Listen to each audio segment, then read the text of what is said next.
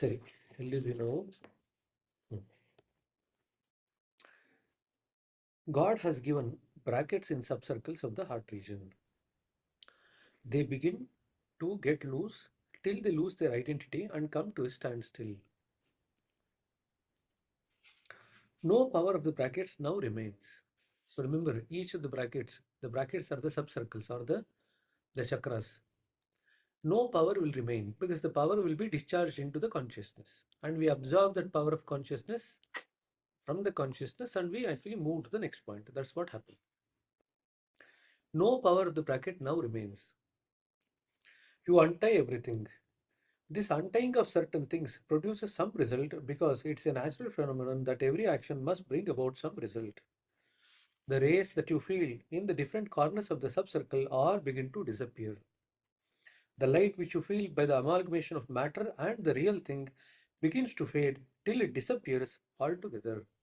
So two things. The colors disappear and the light, both of them disappears.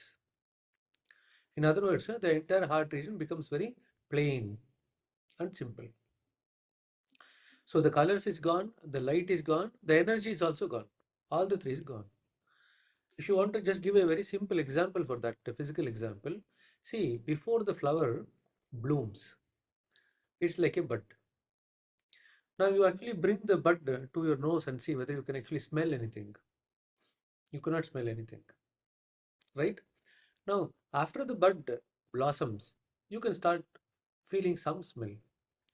Now, when the bud has fully blossomed into a full-blown flower, what then happens is not only you can feel the presence of the smell when you bring it to the near to the nose, but you can also smell it even otherwise. Even if it is far off, you can smell it.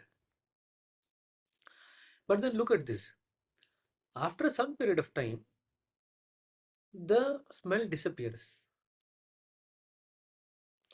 It's not like the smell will continue forever. The smell disappears, right? Very similarly, after some period of time, the power, once it is discharged, the brackets now is powerless. So there is this question, do the chakras disappear at all or do they remain? This was one of the questions that was asked. What happens to the chakras after it has blossomed? The answer to that question is the chakras do remain nominally.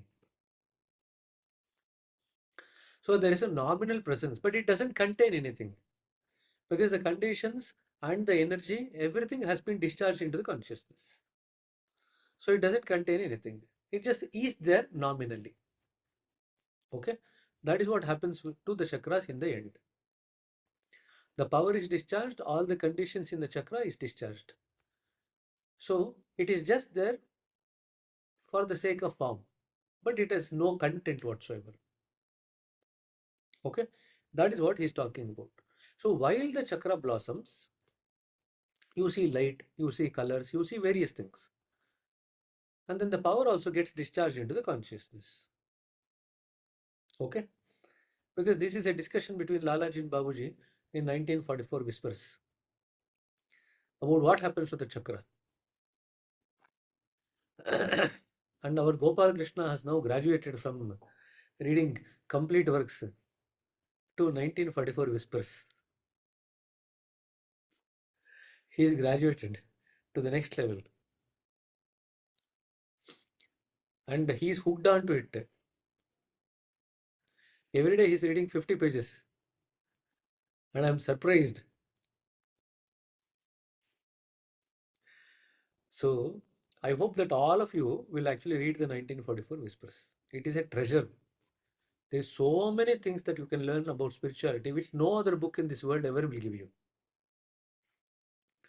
And you have to read and you have to discuss and you have to assimilate all the content which is there. Okay, this is just like a synopsis of that book. So this book is derived from that book. So just remember that.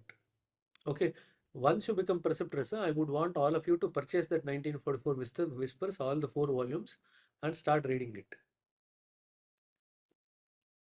We're already doing it for our preceptors, Karnataka preceptors, some Kannada English preceptors. We are doing in a small group, around 40-50 preceptors join.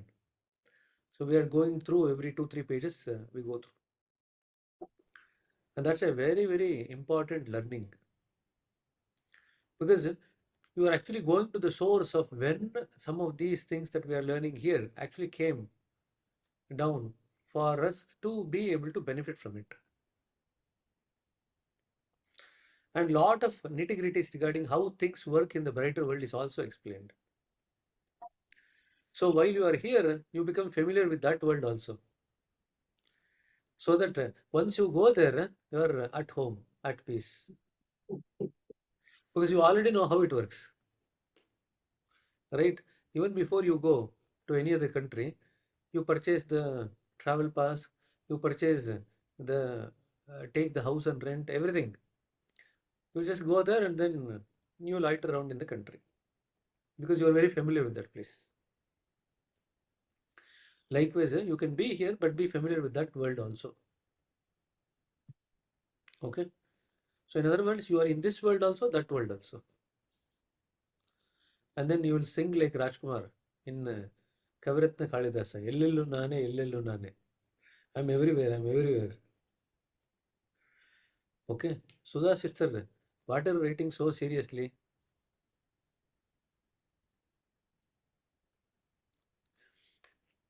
You are writing so seriously that you want to talk, but you don't want us to hear what to talk. No, brother, I am taking the hints So, which you are telling. Brighter world and 94, I am just noting down. 1944. Yes, ma'am. 4 volumes are there. So, lot of learnings from that. Okay. Both in terms of techniques as a perceptor and even the the process of how spirituality works. Both are there. Okay. So there are a few parts in this region. We're talking about the heart region. There are a few parts in the heart region that have a dazzling light. People in certain, I think we read about this, no? Yeah, yeah. I think I've put it in the wrong page then. There are very many things in this Ah, vast correct. circle from. There are many, many things in this vast circle which can only be felt.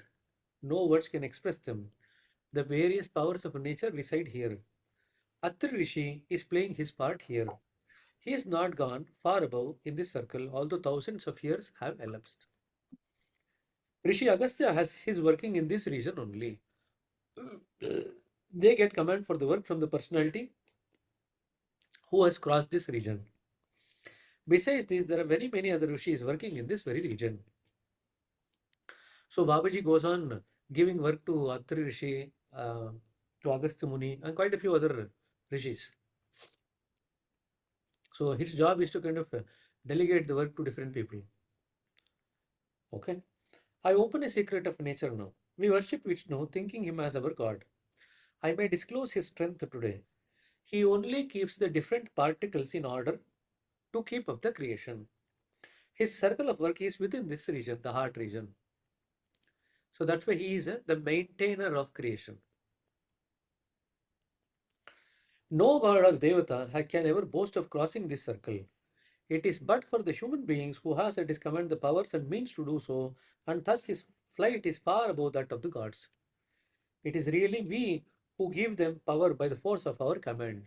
And Babaji is using the word we, those souls which have evolved beyond the heart region give power to the gods. So when we should not confuse that we in the first point is going to give power to the person who is in the seventh point. Not that way. So those souls which have crossed the heart region, they will give power to the gods. Not only the heart region, those who are closely in alignment with the center, they give powers to gods for their functioning. It is really we who give them power by the force of our command. I use the word we for the personalities who have crossed this region, the heart region, and entered the region described as the first or the supermind of God.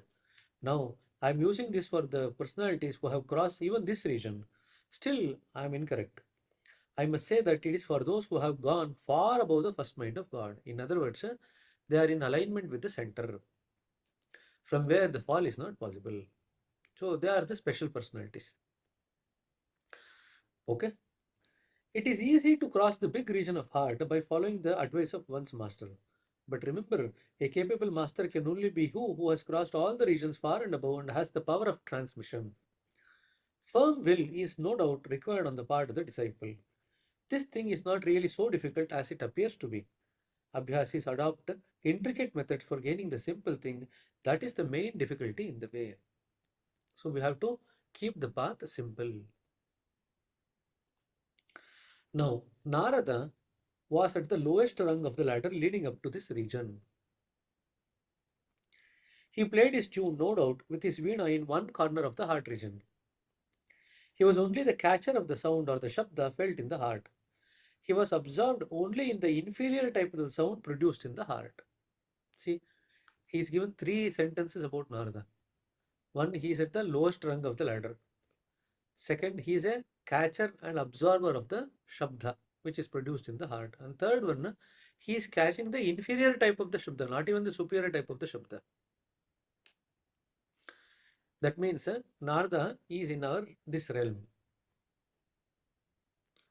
Only thing is he has the freedom to move around. That's all. So he can move around different lokas. But no one loka is his permanent abode. When he was created, he was blessed by Brahma that you keep traveling around all the time. So he keeps traveling around. And wherever he goes, he creates problems for people. In a way, Narada's role is to trigger the samskaras and get people into trouble, to help them undergo the bhoga of the samskaras. That is the primary role of Narada. So that's why Narada is called as a Kalaha Priya. Kalaha means fights. Priya means one who loves fights. Not that he will get into fight directly. He will bring about fight between two people. In that way, the working of Narada and Shani both are very similar. Shani is also like that only.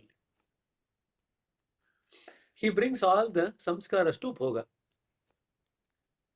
Very similar to Narada. But Shani brings about lot of other things also. But Narada's main role is to bring fights. So if you want to look at the Narada's role in cinema, I'll give you 3 cinemas for you to watch. Okay. First one is Krishna Arjuna Yuddha.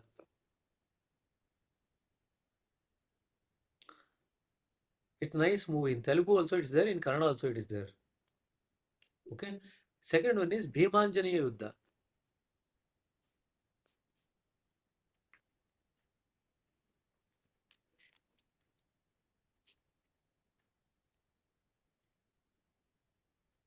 Okay.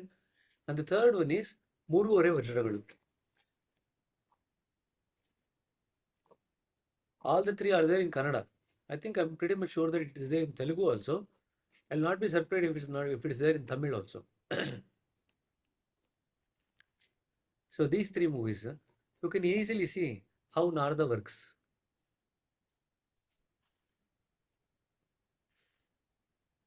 Third movie is Muruvare Vajragalu. 3.5 diamonds.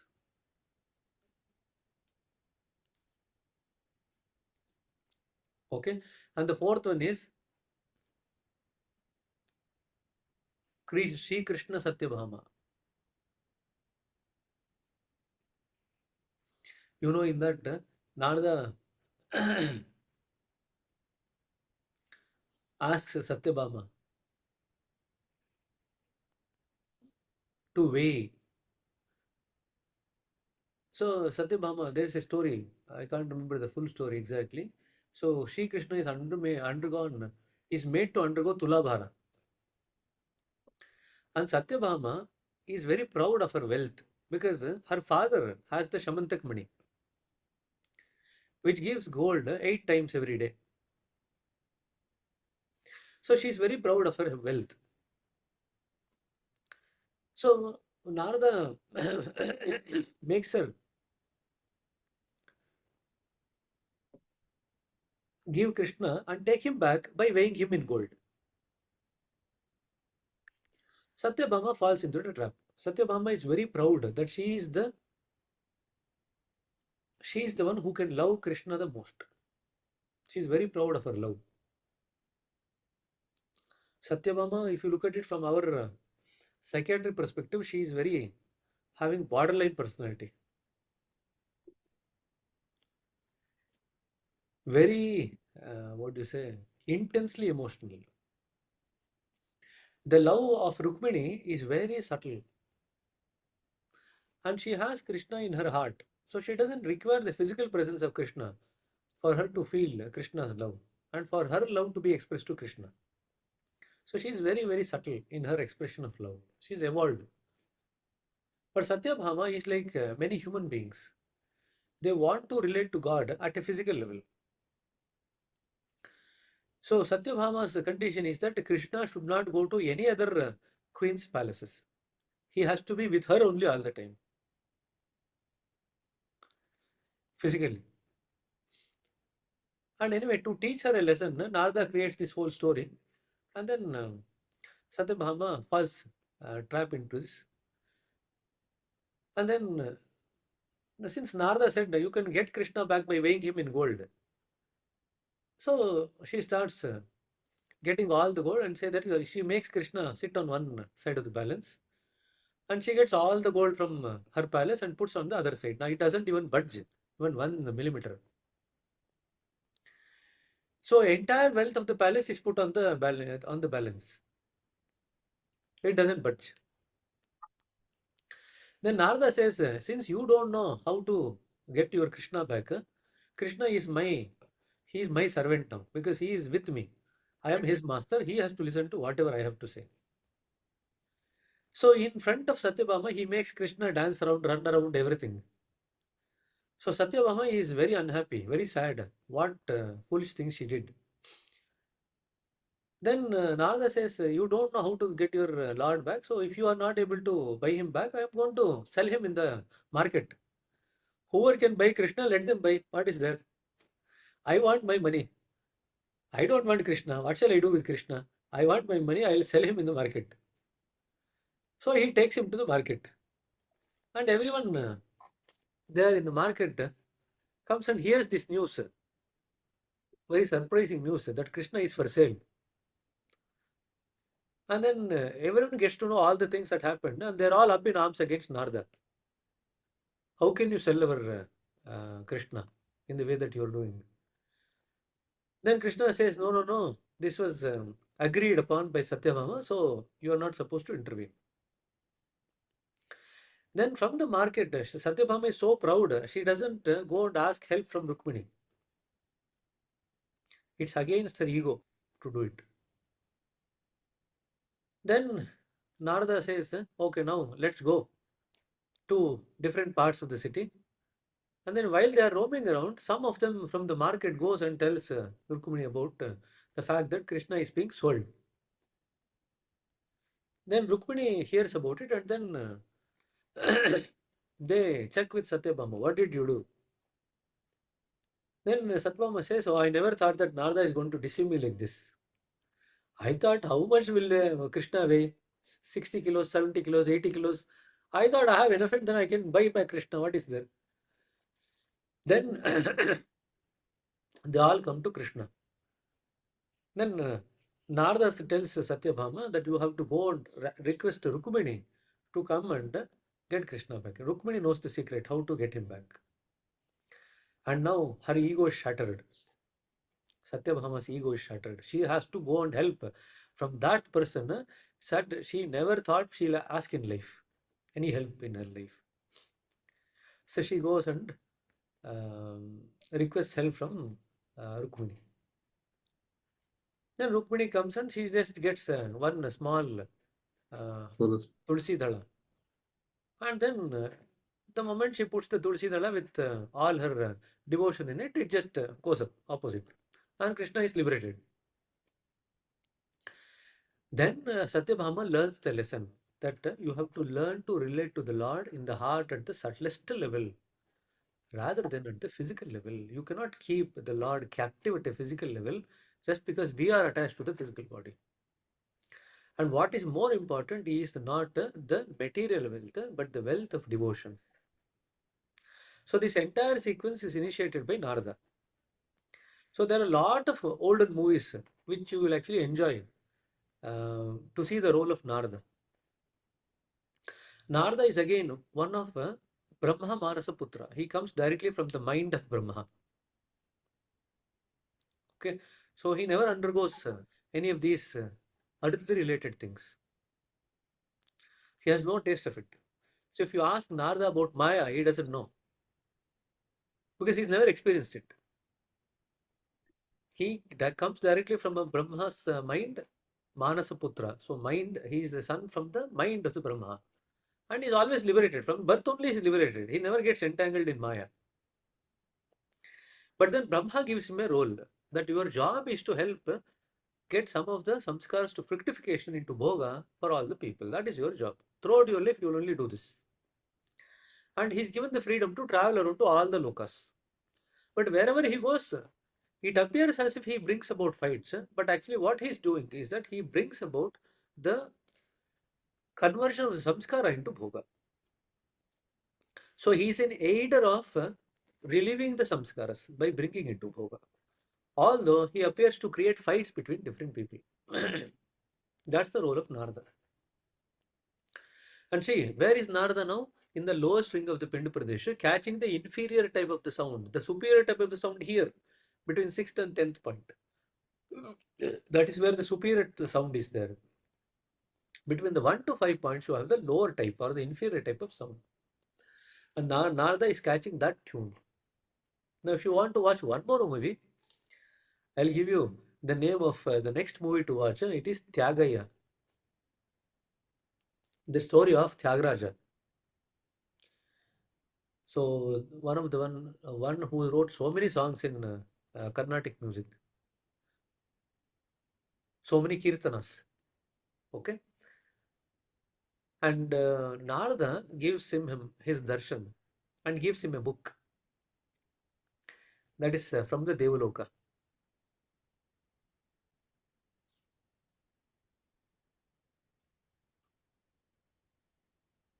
So then, in praise of Narada, Tyagaraja writes one or two songs.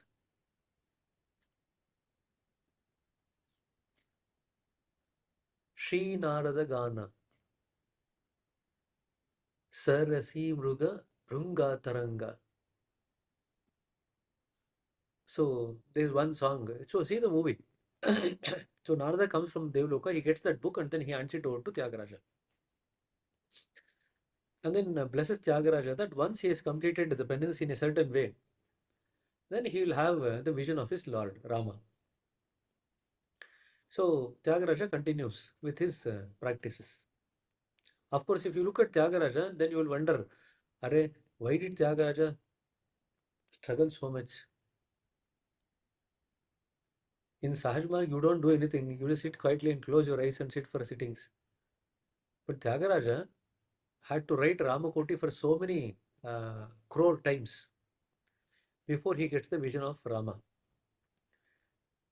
So you can see that there is a vast difference in the way that people have approached spirituality for versus what we are doing. So the movie is Tyagaya. There is two versions of the movie. There is one old movie and there is one new movie. So I want you to see the newer one. It's there online, YouTube. So you have enough homework for today. Watching 4 movies. Okay. Yeah, let's continue. At least one more page. Coming up to 7:13 already. He was absorbed only in the inferior type of the sound produced in the heart. I do not want to deal further taking with the examples of other big rishis. I am afraid the people may pounce upon me if I disclose their condition or true state. But I may reveal these things to my representative, whoever he may be. I have to disclose very many things. Some of them will come to light during my lifetime, others will follow me. That is when I shall cease to exist in the material form.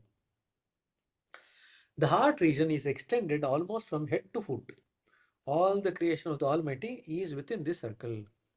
The work, of course, is divided and pushed on by different senses. If we go below the middle point of the heart region, we find several functionaries at work, of course, on different lines prescribed for each one of them. Powers of the Almighty are also found in them, which can be utilized as such. It is the big machinery of nature. The heart region is the big machinery of nature. So when he's talking about the middle point of the heart region, it's the sixth point. Beyond the sixth point, there are a lot of functionaries of nature who are working to keep things in order in nature. When you clear off the matter and exhaust the power produced by them, I mean your self-created power, you enter a state just as it was in the beginning.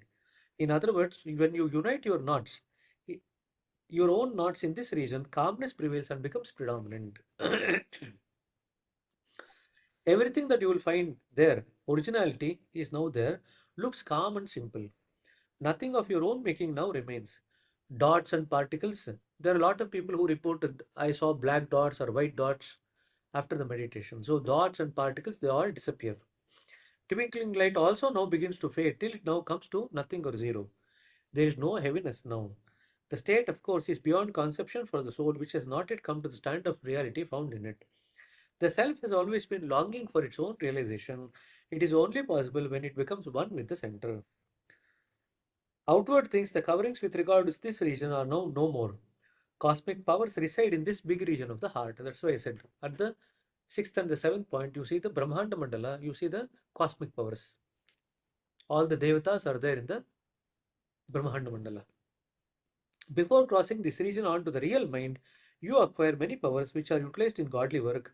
I am not going to discuss these powers in this book. I am revealing my research, innovation, or discovery, as you may be pleased to call it, as with regards to this region, the heart region. I take the heart made up of flesh and blood and divide it into two parts as shown in the diagram 1. The first part of the circle is marked U, which is brighter, and the other one is marked L, which is less bright or a bit dimmer. Okay. We'll stop here and then we'll continue from here tomorrow.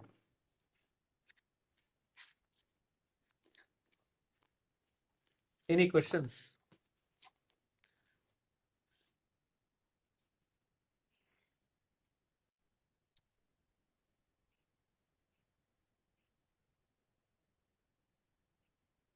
So, brother, in previous para, Abhyasi adopt intricate method for gaining the simple thing. That is the main difficulty in the way. Can you elaborate a little? Very simple. All the religious practices are very difficult paths.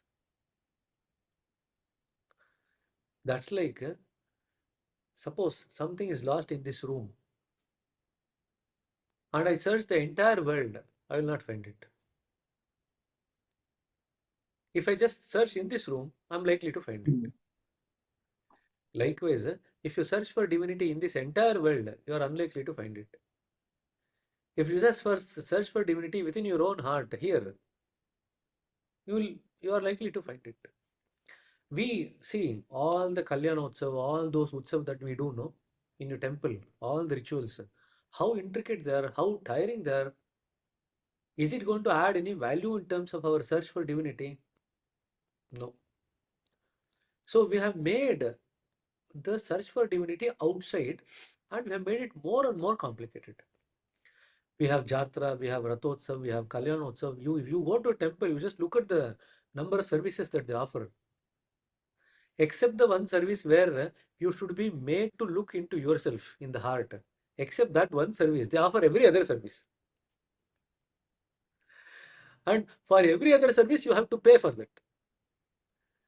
So that's why we say the best of the things in this world is free.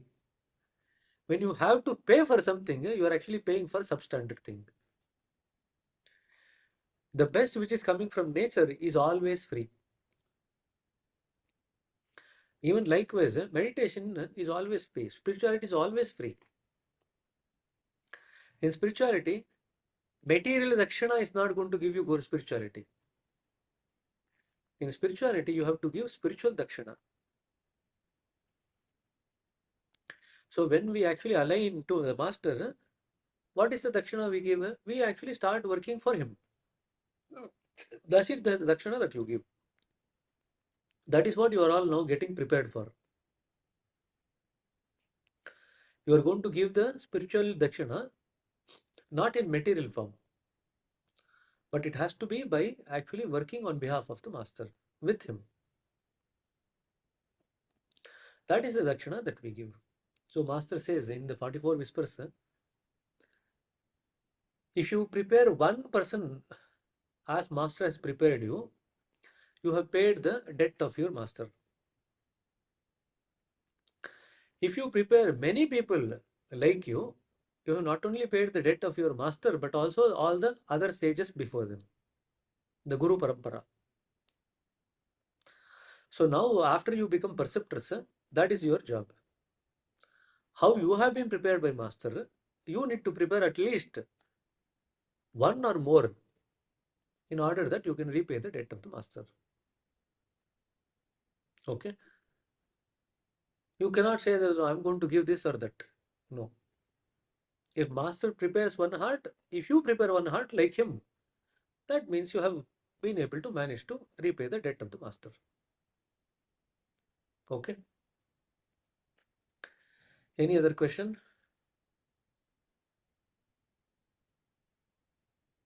You also mentioned about Narada's, like from lower to the upper. So does it mean that when we have a questions at particular center, it reaches to that particular person and get addressed? But how is that related to Narada moving around? No, you said in each chakra there are different rishis like Agastya and Agri Maharishi and all. See, each of these rishis has evolved to certain level. And while being at that level, they continue to function as functionaries of nature. How do they get their guidance? They get the guidance from the one who has actually crossed beyond those regions. So it's like somebody who's in the high school will be mentor for somebody who's in the middle school. Somebody who's in the middle school is a mentor for the primary school. So likewise, the thing from the center percolates down in terms of instructions. So the one who's the special personality who's aligned to the center, their job is to distribute the work according to the capabilities of the different rishis, depending on to what extent they have evolved.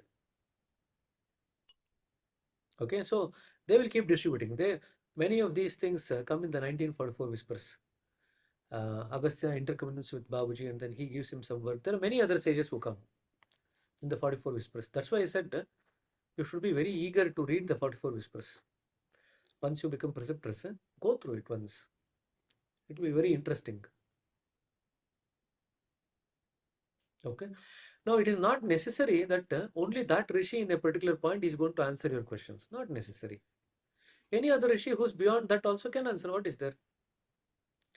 In other words, who is going to answer our question is the one whom we are going to kind of vibrationally become tuned to. They will answer our question. So it's the vibrational tuning that matters, not which rishi. So somebody who's in the fourth point can answer the questions relating to the third point. Why not? But somebody who is in the third point can answer only questions relating to the third point, not the fourth point, because they don't have that experience. Right? So something like that. Sister, Even in the sorry? even in the brighter world, whispers from the brighter world, there is one, always it says the vulnerable. So is it something similar to that? Not vulnerable, venerable. Sorry, vulnerable. Is it similar to that? Venerable is another person in the brighter world who had a specific role. See, each of these souls in the brighter world has a specific role to play. Venerable is given the responsibility of preparing the medium. So he gets in touch with the medium and then works on the medium. And then the medium is not ready to cooperate with the venerable. She has her own issues. So she takes time. She doesn't believe first. She is very skeptical. All these things happen. After that, some amount of convincing and explanation, she submits herself to the work of the Venerable, and the Venerable does a piece of work, after that leaves. So he doesn't continue to be with her all the time. So each of these souls in the brighter world, they come into our life for a specific role. After that, they leave. They have other works to do. We are not the only student. There are n number of souls as students for them. So they have to cater to each one of them. So they play a part in our life and then move on. We actually assimilate certain things from them, become empowered, and then move to the next level. That's what happens. So the venerable is the one with a turban and a stick. You can work out who is the one with turban and stick.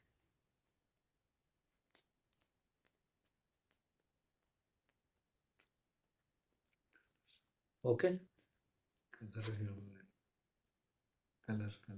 Color of the turban ante. And his dress.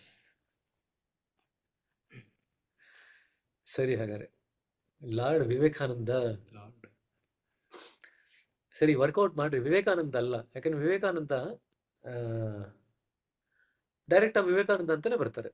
Will come directly as Vivekananda only, not as venerable. So venerable is different from vivekananda. Okay, so work it out. One with a turban and a stick. ಸರಿನಾ? ಆಯ್ತು ರೀ, will stop here and then we'll continue tomorrow morning as usual. Okay, ನಮಸ್ತೆ. Thank you. Brother. Nice day.